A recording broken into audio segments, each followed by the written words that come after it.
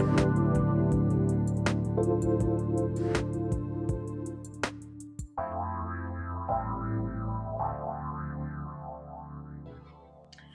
everybody. Welcome. So grateful to have you here today. You might be listening live on Facebook on my professional page. You might be watching live on Transformation Talk Radio's Facebook page, listening live on KKNW AM 1150 in the Seattle area, transformationtalkradio.com around the world, but wherever and whenever you're joining us from today, we're grateful to have you here. We're going to be having a fun conversation.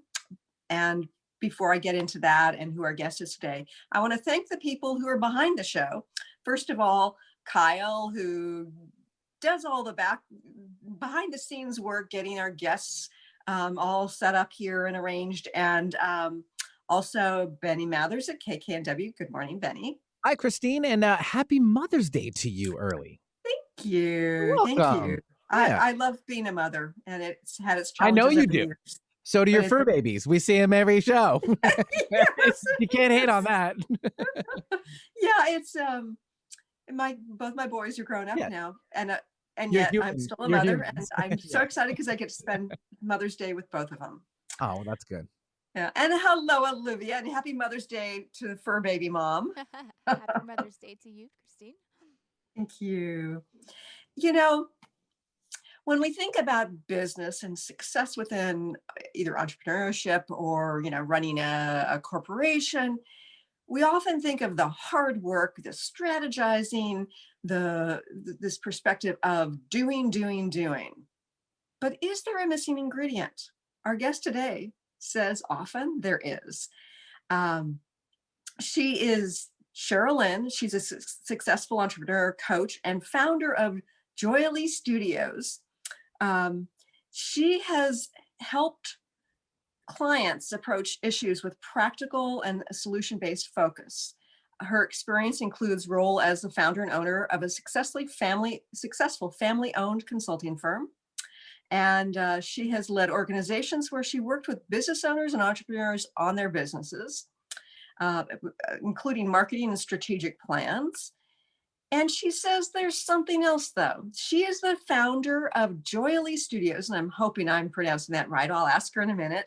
She creates mindful practices and experiences to shift the collective consciousness towards making joy the dominant vibration on the planet, including within the context of business.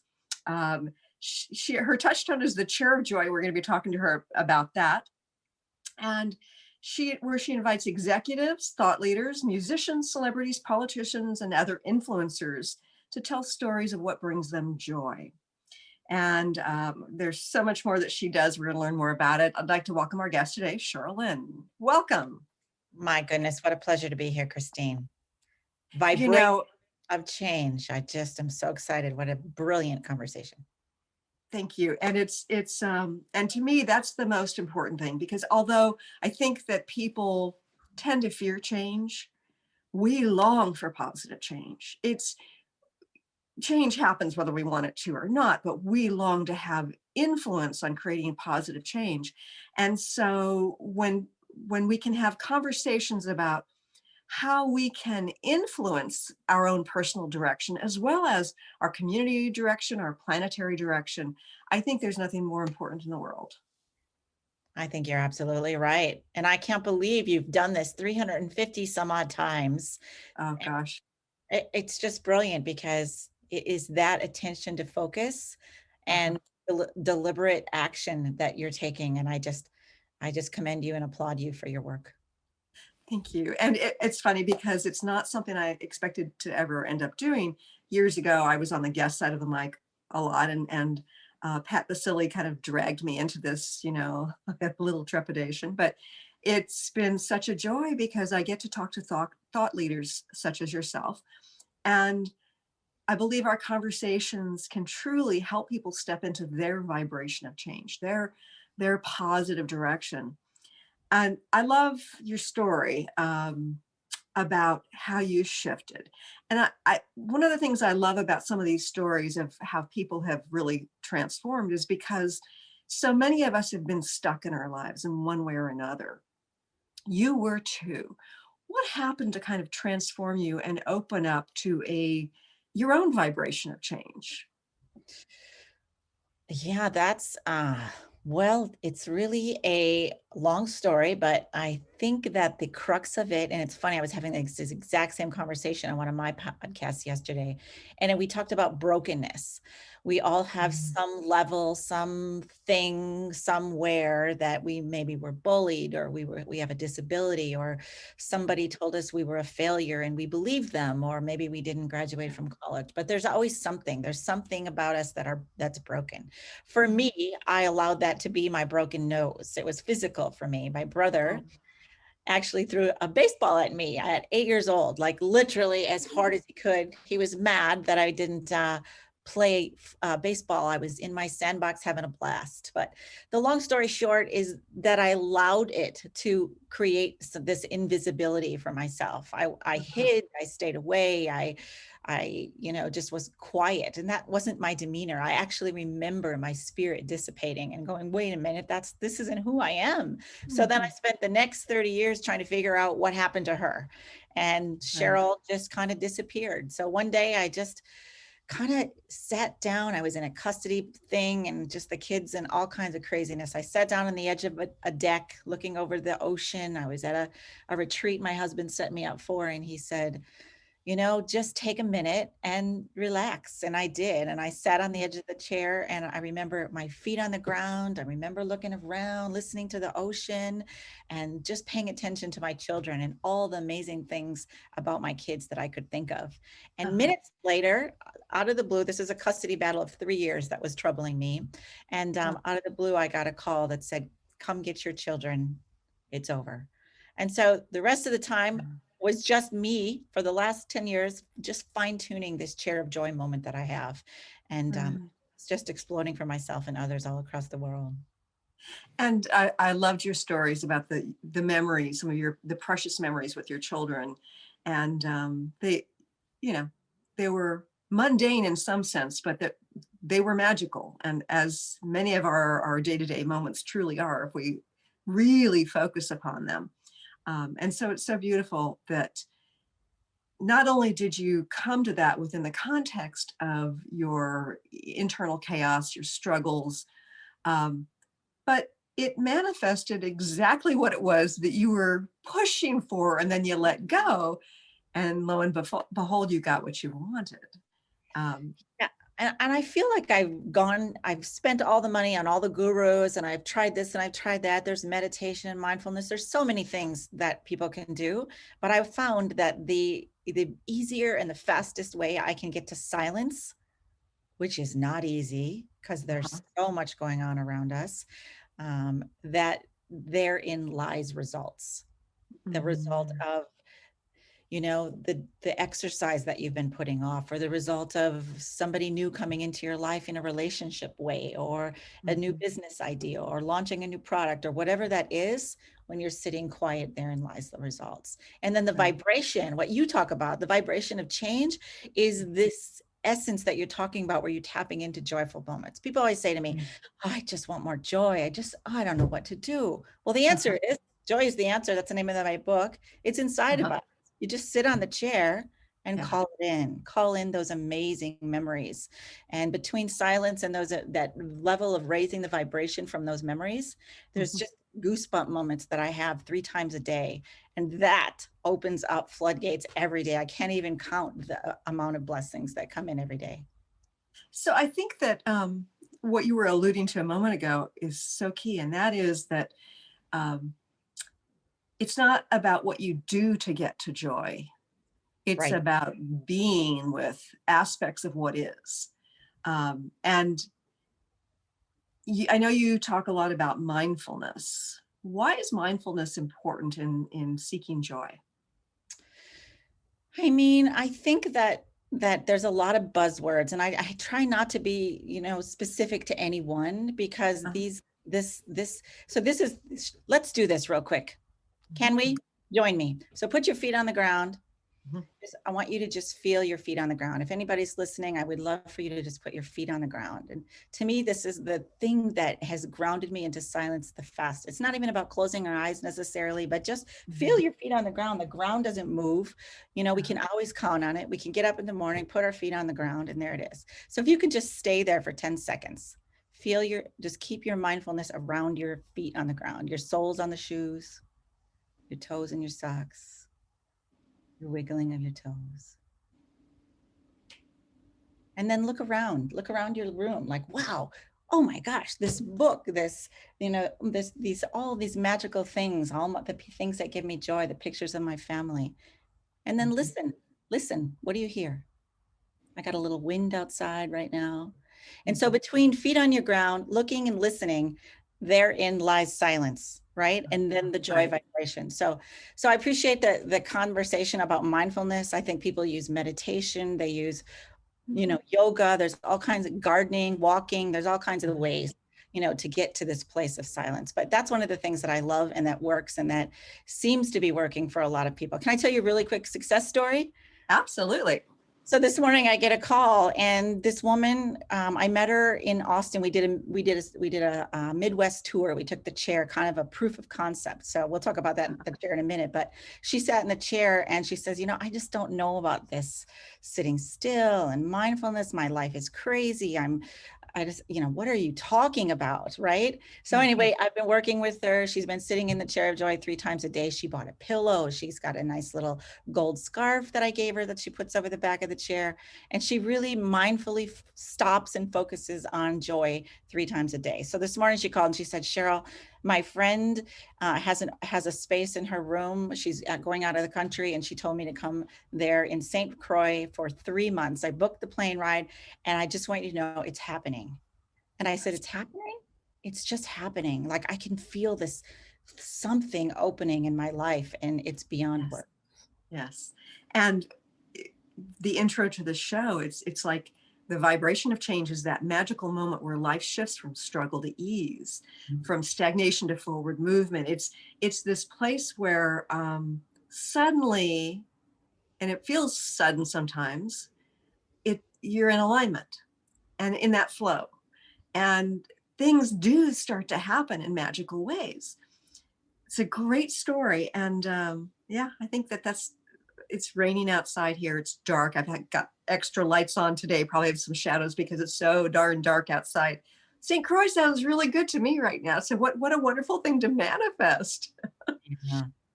Yeah. And I just want to finish our process, what we just did. So I had you put your feet on the ground to look around and then listen. And then the next part is if you could just take one deep breath. If you can tap into one of your most joyful memories that you can, whatever comes up, could be as simple as wind on your face this morning, but something that when your life was just clicking for you. Tell me about that. Well, what I flash back onto, probably because we were talking about motherhood, was when my first son was probably about 1.5 years old. And he had the most adorable curly hair, and I saw him in his overalls, and he was in one of his spunky moods. And he's a very reserved and shy person, but he's also got this actor within, and he acted through high school and stuff. And he was performing something, and he was pretending to be one of the Thomas the Tank Engine trains, and that bubbliness, that moment of joy in seeing that vibrant life come through him, and how much in the moment he was and how joyful he was, brought me deep satisfaction as a mother. I love that. We're going to do it one more time. Deep breath in. Okay. One other time and place, maybe business, maybe festival, maybe your first concert. You know, I don't know how old you were, but one other joyful moment.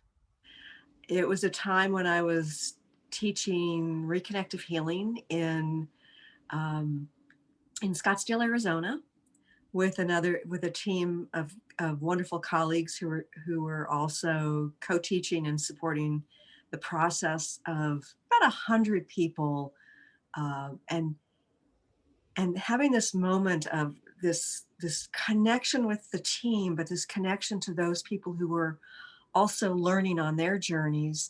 And it was like this magical shift that was collective, because yes, there are teachers that, yes, we were playing different roles, but it was this collaborative effort of an expansion of perspective, an expansion of vibration, and an expansion of joy in the process of learning and teaching and shifting collectively, that was so magical.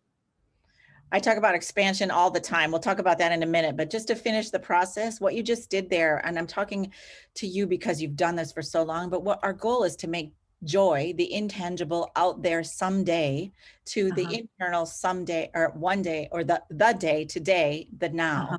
And so Right.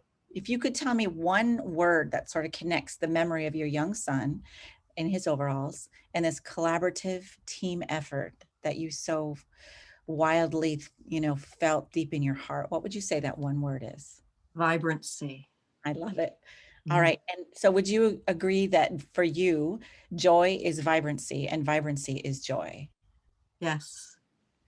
So if you could put vibrancy in a container, some kind of container, people do big ones and little ones, something maybe in your room that you already have, but if you could put vibrancy in some kind of container, what would that be? A container. Oh, it bursts out of the container. I'm not sure. Yes, that's good. It's like it's an imaginary container. I think of it as a huge sphere within which there is vibrant color and light, that it cannot be contained because it's in there, but it through rays of light and color comes out. I love that. That's probably one of the best answers I've ever heard. Somebody said I need to make a flip book of all these containers that people are talking about because the answers are wildly interesting. All right, so we just made your intangible joy tangible, and now it's in a container of these beautiful spheres. So we're going to go on a little walk. We're going to walk up the runway in LaGuardia Airport. We're getting on the airport with us, this magical sphere, this essence of light, and we're going to go down the ramp. There's 3,000 CEOs down there. And they want to know what the heck you're talking about, this vibrancy, joy. What are they missing? Speak to us as if you were speaking to them.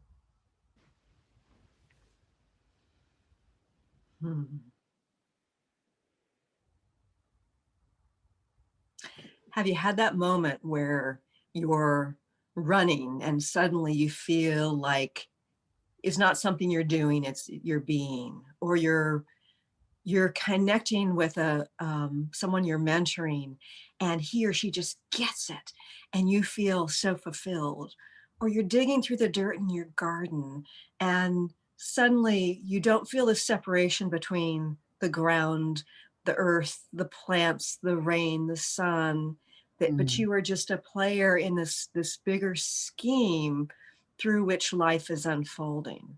Have you ever had that moment? That's that moment of vibrancy, where the life and light force comes through you, where you are expanding and others that you are connecting with, whether it's the plants or the mentoring clients or those you're interacting with in conversation, also have this opportunity to become more vibrant and to expand. That's what that light force, that life that flows through you, that's when you're in that moment of vibrancy. It's full expression and connection of life. I'm going to ask you one more question and then I'll be quiet, but I'm just curious, from a CEO's perspective, what does that mean for them? It means that it's almost like the things that they are doing, the people they're connecting with, there's this magical force that they can be connecting with that transforms not only their experience of their moment-to-moment day and those that they're interacting with, but it transforms what it is they're co-creating together. I don't know if that's too esoteric for CEOs. No. I'm not used to dealing with CEOs. Yeah, I think that's exactly my work, Christine. So for the messages like what you had just, so eloquently, shared with your audience, it's that message that is missing?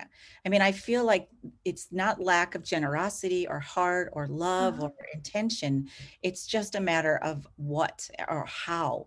You know, I don't really get what I need to do. I mean, I take my team out for lunch, or we go bowling. We do all these things, but as you know, happy and joy are different. Happy for me is when I purchase, I'm sad, so I purchase a burger, then I eat the burger, and then I don't feel so good, so now I'm not so happy anymore, right? I kind of put it in the other categories of the fear and the worry and the despair and the depression, and happy is just kind of comes and goes. But joy, right, is sustainable, and it's something that we can count on and also work toward if we are diligent about it. Would you agree? Yes, but I think that the diligence has more to do with a shifting and letting go than of forcing and doing. Correct. Yes. Yeah. Yeah, absolutely. Yeah, there's less it's so the chair of joy experience is for us is just the tool for them to understand that it's within, right? The joy is already there. You don't have to go spend a bunch of money on your team to realize that there's joy in the day. So it's pretty phenomenal. Yeah, and from somebody with an energy healing background, and somebody who sometimes sees energy, to me, it really is about the vibrancy of color and light that comes through that kind of when you're in that space, things seem more vibrant. You may actually see color and light in a slightly different way. It may grab your attention in different ways. And in some sense, it's esoteric, but in another sense, it's really about what it is in that moment that's catching your eye when you're paying attention, that's you're feeling in your body when you're paying attention, that yes, it's your heart, but it's also your gut. It's also the feet on the ground. It's also the visuals and the sounds. And I think about when we're children, how much we pay attention to all of our senses, right? That it's like, the bird or the squirrel in the tree catches our attention. The softness of a blanket catches our attention. The smell of the spaghetti sauce cooking on the stove really grabs our attention. And so if we can have that come from that place of childhood awareness within the context of business, within the context of driving in the car in rush hour traffic to get from point A to point B, that it changes our experience of the moment, which in turn changes the experience of what it is we're creating and manifesting. Absolutely. And therein lies the challenge, because the radio is on, the TV's on, the kids are calling us, there's so much going on that to take time out to experience all the things that you just talked about, I believe is where our challenge lies. So you talked briefly about the experience economy. Are you familiar with that? No, I'm not. Tell me more about it. Well, it's Joseph Pine and James H. They wrote James H. Gilmore. They wrote a book basically saying that it's an economy that's following the agrarian economy, the industrial economy, and the most recent service economy. So basically how they define it is an economy in which many goods or services are sold by emphasizing the effect that they can have on people's lives. Experiences are their own category, just like goods and services. So generally speaking, you need a combinations of goods and services to make an experience possible. So with the chair of joy and what we just talked about with your feet on the ground, looking, seeing, experiencing joyful memories, it's become this whole phenomenon. Like I'm having CEOs sit in the chair of joy that are 250 employees or more. And we're talking about joy. And it's been the most eye-opening experience that they've had in a very long time, because they don't take time for themselves or understand how to develop it. Right. And I want to hear more about some of their experiences and what you've learned from that and what they've learned and how it's transformed them. We're going to go to a quick break, but stay tuned. More here with Sheryl Lynn and Joyfully here in just a few moments.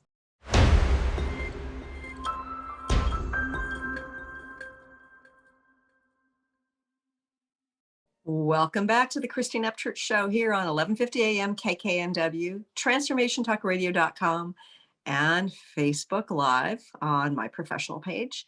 And of course, on the dozens of podcasts it sends up after the fact. We're talking today to the founder of Joyely, Sheryl Lynn, and we've been talking about joy and its connection to life.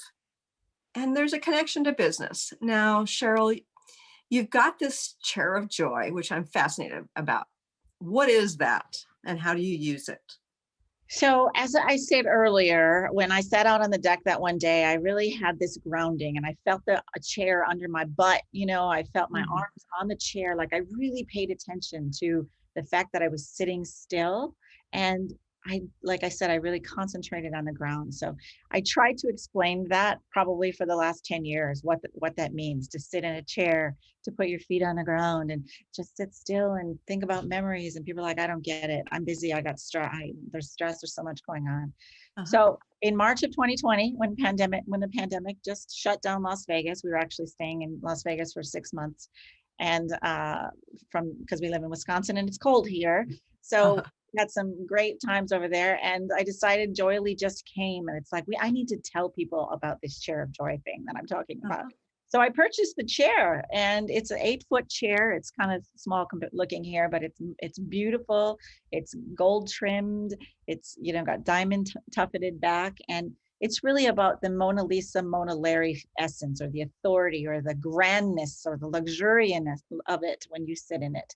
And Uh-huh. that's what I wanted to give people, is to sit down, have lights, and oftentimes cameras are rolling, and have the experience with them as the focus. You are the focus.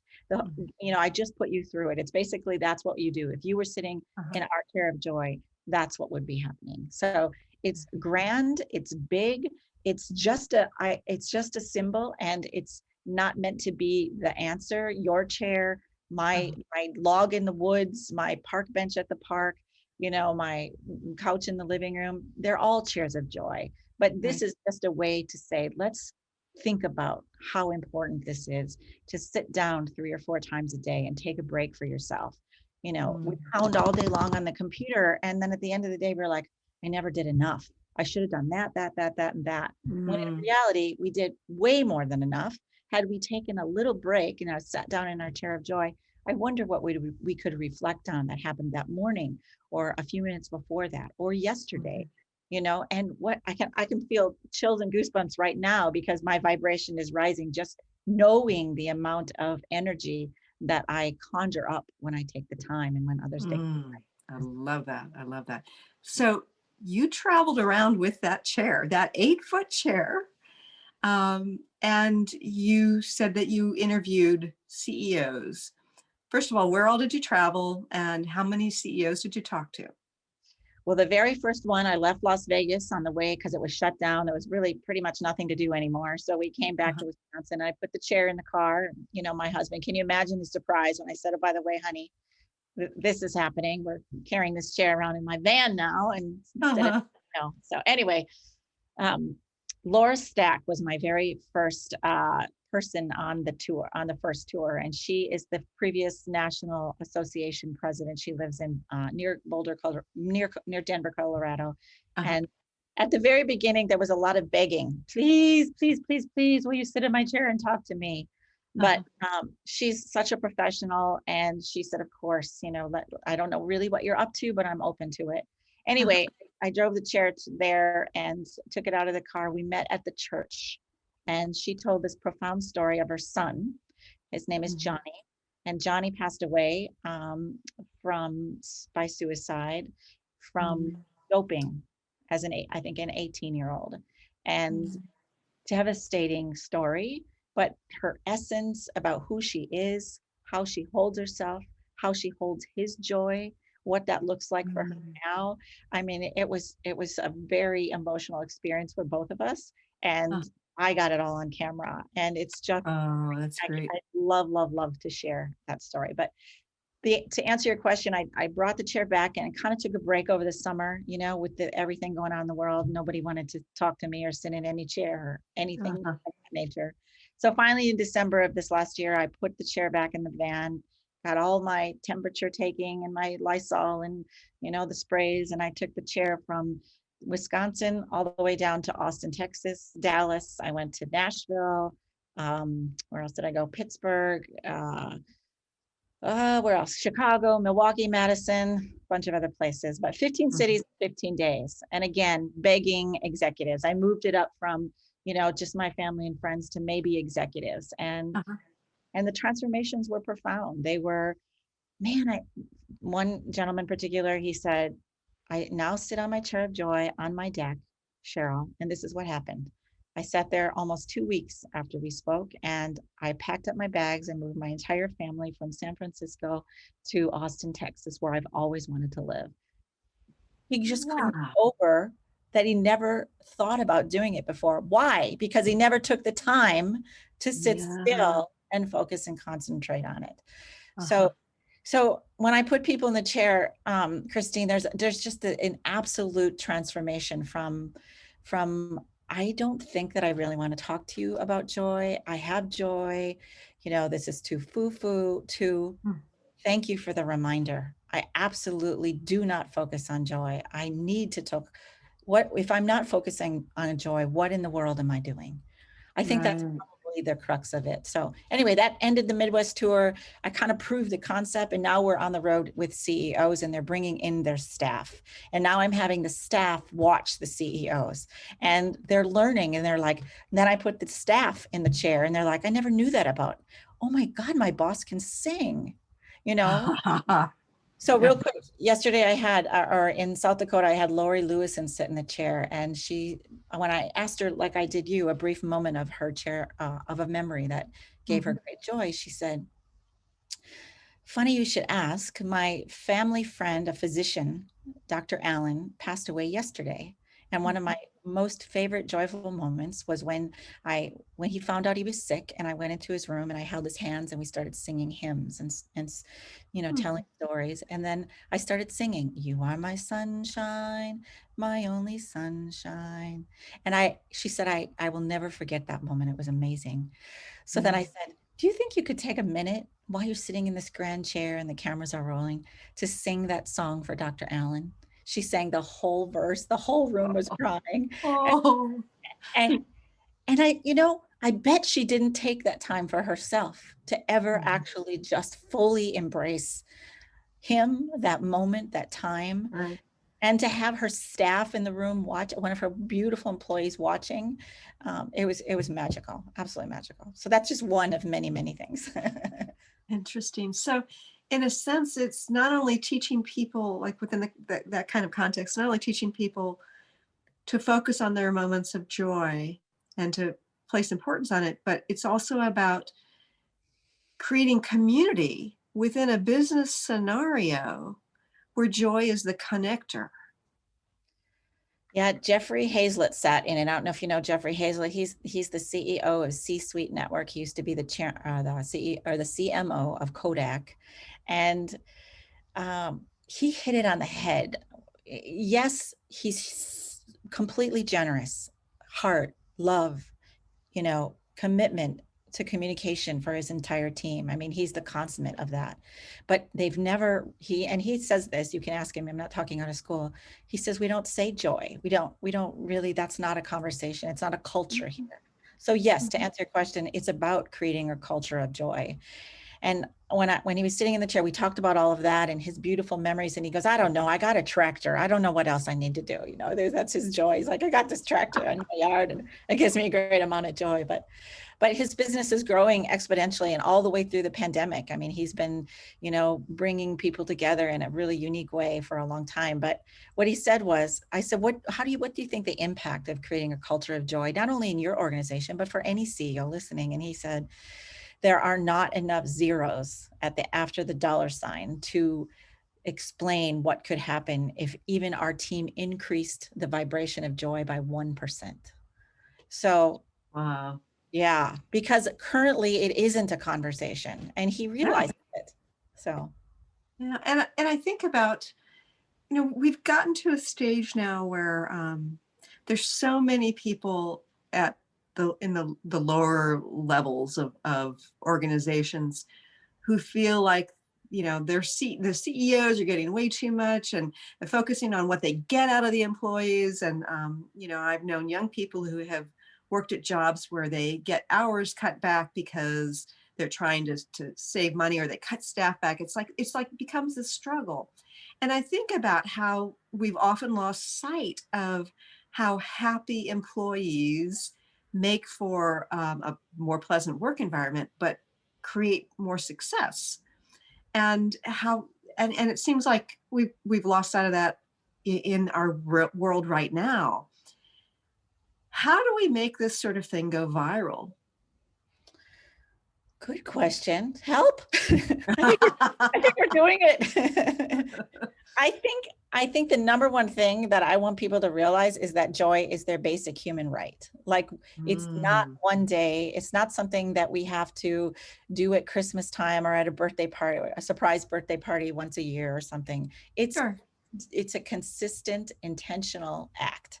And so I think some of the things that we could talk about is this chair of joy. Like, I just asked you during the break what your chair of joy was. So maybe tell me where your chair of joy is. I think that would be really helpful for the people listening.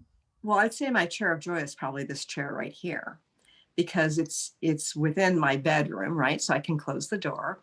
I get to have wonderful, expansive conversations with people like you, and do some Zoom meetings.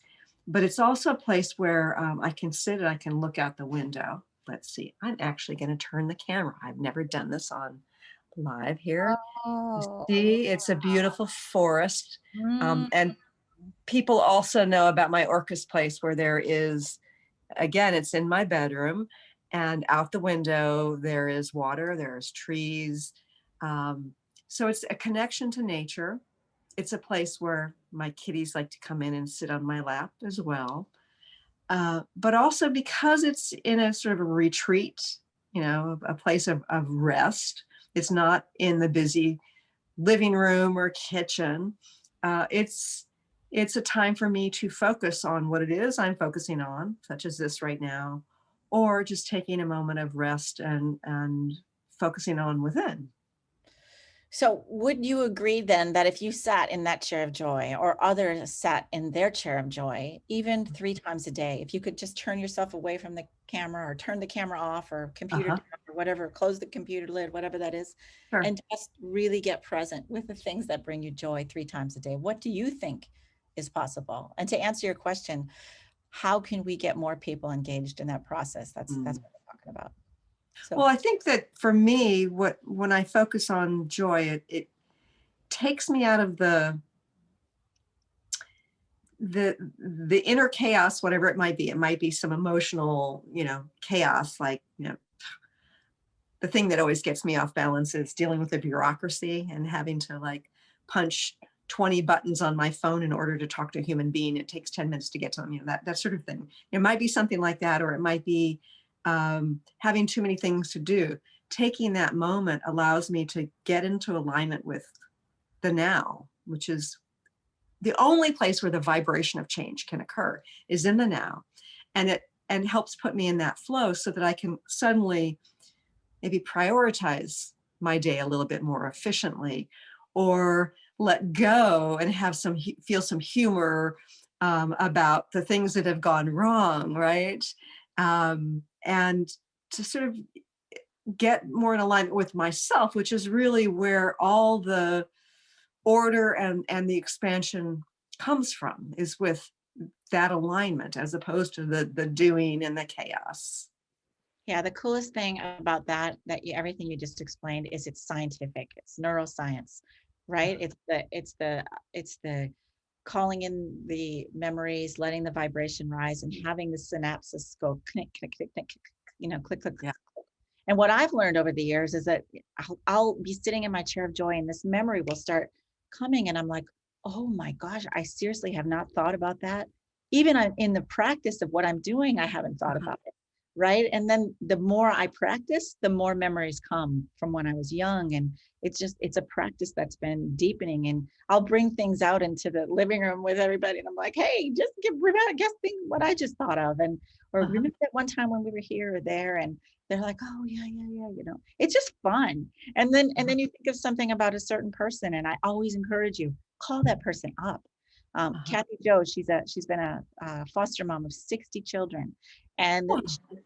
I put her in the chair of joy, and does she take time to celebrate joy? No, doesn't. She doesn't have time. She said the only time I have joy is when I'm stirring a pot of soup at the kitchen and everyone's around laughing, which is a beautiful moment, but there's never really anything just for her. But she says she's been doing this, and she'll pick up the phone and call someone, one of the kids from years back. And it is just, she said it was such a good inertia to get started on that path to help others, not only find joy myself, but then how to share that with other people as well. Hmm. So why have you connected this to your business mission? Wow, nobody really asked me that. This isn't what you used to do, but now you're doing it. So I know you've got a reason. I think I have tried. I've been successful in many of the things that I've done, which has been a lot of fun, but it always comes back to, what can I do every single day, all day long, that gives me joy? And the answer was joy. So I think when I told you my broken story, it's just my own learning, my own understanding is to be in joy. And the only way to do that is to study it. And so I thought, well, I'll just start a company around joy. And I use the word joyily, so as it's an extension of joy, because it's not just joy at Christmas time, like I talked about, but it's joyily, like merrily. And people are already using, I'm joyily going to the store today, Sheryl, like they're using it in a sentence, which I was hoping for. So it's just another way to draw attention to it. And the chair of joy wasn't really anything. It was just what it was before. So somebody, saw it for real and said, you need to make that a thing and make people, invest some time and energy and for themselves to really fully experience it. And now we wrote a whole program about it. A CEO can take a year of joy with his team. We can designate a liaison. At the end of the year, after our 52 modules, they get our Arium Spiriellum Award, which is there's an E in my logo, which is this beautiful gold, kind of like the Emmys, if you will. So they'll get an award. So it's just a lot of fun, to answer your question, I think. So it's you having fun and experiencing joy within the context of your own business, which of course sounds like it's having very positive ripple effects. Well, isn't that what they say all the time? And I've read a ton of books saying do what you love and the money will come. So I'm talking about joy every day, all day long. And I think that the people that are joining me, this, like I mentioned earlier, Dr. Paul Abel, he's 74 years old. He has a 9-year-old son, and he's been a Beverly Hills healthcare doctor for 30, 40 years. And he did this whole study about longevity. And the answer was, how to have a longer, healthier life is to study and focus on joy. Yeah, so that's interesting. He joined the World Council of Joy, and we're just bringing people who are like yourself in the space to continue to build and gather together, so that it's not a one-off, or she's talking about that, or he's doing this. Like, let's come together and raise the vibration for change. Yes. So what's your website, and what do you offer people? So joyely.com, I'm happy to, Joyely. I'm happy to take anybody through the Chair of Joy experience. If you go to the contact page, you can get a 30-minute experience with me, what we just did, basically, and give people some tools. I got a little PDF that people can download and, just start practicing. So that's my ask. My ask is, would you please learn about how to experience the Chair of Joy and be with me. And then I'm traveling all over the country. So if you're somewhere and you're listening and you want to be a host, I would be happy to bring the chair. You bring 10 people who want to sit in the chair, and we're going to have instead of a Tupperware party, we're going to have a Joyily party. Love that. Love that. And I know you've got a book that you're writing too, correct?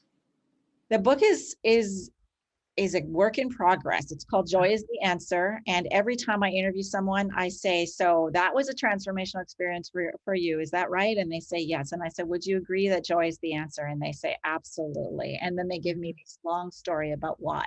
And all those little snippets are what are going in the book, basically. So it's just going to be a homespun beautiful, heartfelt book of real stories from people actually in the transformational process. I love that. And one of the things that you mentioned with a couple of your stories is when people were connecting with their joy, they also were connecting with a loss. Um, Clearly, joy can coexist with pain and grief and things that are upsetting and unsettling. That juxtaposition, can that be healing for a person? Well, I'm never in anyone else's body, but I know from myself when I have a lot of anxiety, and fear sometimes, and Uh-huh. and so I just take myself out of the situation and sit in the chair of joy. And there are no words to explain how that fear just dissipates from my body, right? And Mhm. so yes, there was one gentleman I had in the chair, and I asked him one of his favorite memories, and it was about his son. And he said, it's a painful story. And he said, but I said, tell me the joy of that story. And he did, and Mhm. explained very much like your young son running around in his overalls. It was very similar to that. Uh-huh. And then he passed away. He also committed suicide at a young age. Mm. And we were both crying. And so I am sure that he thought about that story for a long, long time, and the Mhm. celebration that we put around it. So to answer your Right. question, I would say absolutely. I'm not a counselor, but I would say yes. Yes, yes. And one Mhm. of the things that I've discovered on my own personal mission, and I've observed it in clients as well, is that if we're not pushing away the pain, Mhm. if we're allowing it to be, because when we're in that moment, it can arise if we're not busy pushing it away, um, that that can make space for the joy. Like if we aren't letting go of the pain, the grief of having lost somebody, then how can we open our heart? I think of it sort of like our heart is our manifestation engine. It's the engine of that the energy of love flows through, and it's that energy that allows us to create. But oftentimes, if we're preventing the pain, the grief from flowing through, it's kind of like having clogged spark plugs. You can't bring your car up to speed, right, as you're moving forward. So I think that for me, with my experience, that sometimes grief and joy automatically go hand in hand, or side by side within the heart. Yeah. Joy is extremely vulnerable. It makes you very exposed. And Brené Yeah. Brown even says joy is the thing that people fear the most, because if you get to Mm, joy, you must have to give up. You must have to focus on something that doesn't feel so good. So right. and then and and and then it'll go away just like that. If I focus on joy, it won't last. That's a yeah, perception as well. or it allows us to embrace what's really important to us, which everything on this in this life that's really important to us can be lost, Mhm, and that is a painful possibility. mhm. But if we aren't embracing it, then how can we experience the joy from it? Yes, and what if we're sitting in our chair of joy and we're celebrating it? Even my mom, who's, Mother's Day, it's a big deal. She's going to sit in the chair of joy, the big one, for the first time this week or this weekend. But like sitting down and cherishing those memories. So when she does leave us one day, that we have them, like just focusing on bringing it into your life, like not just keep it for yourself, but who Mhm. can I invite into this joy with me to help the healing process, and b, to create more joyful memories for the future. Because much like you say, it's all about expansion. Like my motto is life expansion through experience. Yeah. Experience, experience, experience. Go get some more experiences that give you joy, and hold Mhm. on to them. We're having an app come out pretty soon where you'll be able to log those joyful experiences. So in 10 years from now, you'll have 10,000, memories that you can flip through and pay attention to. I think that'd be super cool. I love that. And what a wonderful legacy to leave your loved ones. Mhm. Yeah. So, in a minute or less, what's your final message for our viewers? Wow, if I had a minute, I would say if you're sensing that this feels woo-woo, that maybe it's still for somebody else. Maybe if you're in a dark place or sad place, or, you know, you want more success, your business isn't working, like, I would just ask you to trust the process. Sit Mm. down, find a chair of joy, and focus on joy 3 times a day. Take yourself out of the rat race, out of the chaos, out of the confusion, and sit down and celebrate all the things that are working. And watch, Robin said when she's going to St. Croix, it's happening. Yeah, that's fabulous. I want to thank you. And also I want to mention to our viewers that the vibration of change, which I have taught, several times in person, I'm teaching it online in the Academy of Divine Knowledge. We will put a link below on the Facebook page. It's also on the homepage of my website. If you want to join me over there, it's going to be launched in June. I'm really excited, on my mother's birthday. What would have been my mother's birthday. So anyway, thank you, Sheryl Lynn, for what you're doing and what you're bringing to the world, and for being here with us to have this conversation. It's been an absolute pleasure. Thank you for doing what you're doing. Yeah. And thank you all for joining us here today. I look forward to talking to you again soon. Thanks so much for tuning in today. If you'd like to empower yourself to step further into your vibration of change, please visit my website at christineupchurch.com, where you can learn more about my insights, upcoming events, and private sessions.